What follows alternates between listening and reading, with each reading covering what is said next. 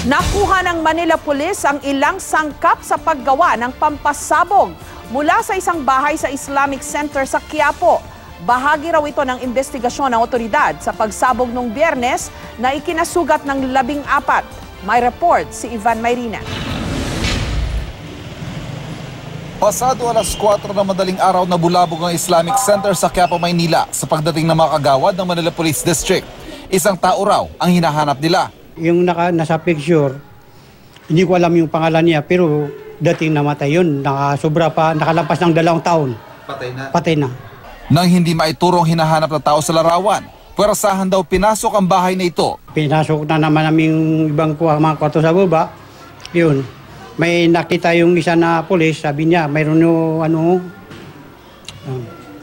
bag. May nakita ko na galon na maliit na parang lagyan ng mga oil ba yun? Ano yun? May tubo na ganito kalaki, 2. May nakatali na wire na maiksi. Ganito. Mukhang bomba. Mukhang bomba. Nadatan daw sa raid ang may-ari ng bahay na si Attorney Abidin Odal at kanyang mga anak.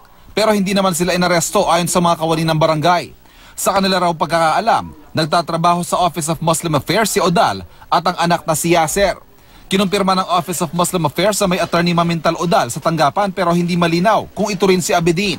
May anak din daw siyang nagtatrabaho roon na nagngangalang Yasser. Isang bahay pang pinasok ng mga pulis sa di kalayuan ng pag-aari naman ni Abdullah Maminda.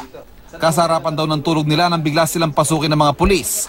Hinalughog daw ang mga kwarto pero hindi sinabi kung ano o sino ang kanilang hinahanap. Tinignan nila yung mga kwarto ko may tao. Kami lang, yung mga anak ko, siyam kami lahat. Pinasok isa-isa yung mga kwarto? Anak ko. Wala, yung pagkatingin nila sa mga kwarto, walang tao, bumaboy na sila. Nakakatakot yung ginawa nila. Bigla ka lang papasukin. Kinumpirma ng Manila Police District na nagsagawa sila ng operasyon sa Islamic Center kaugnay sa naganap na pagsabog ng isang homemade pipe bomb sa isang peryahan sa Quiapo noong nakaraang Biyernes habang ginaganap ang ASEAN sa bansa. Pero matipid sila sa detalye kaugnay nito. To identify, arrest, and neutralize yung suspects involved in the Quiapo explosion.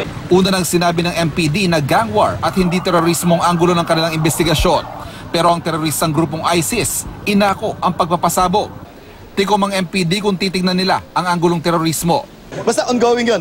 We have persons of interest and also possible evidence that may be used.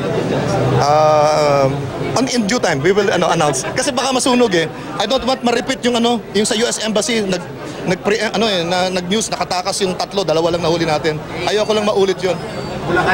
Diba? Ayoko lang maulit now. Please bear with us. Please understand. Kasi sayang, kailangan mahuli to. Ivan Mayrina, GMA News.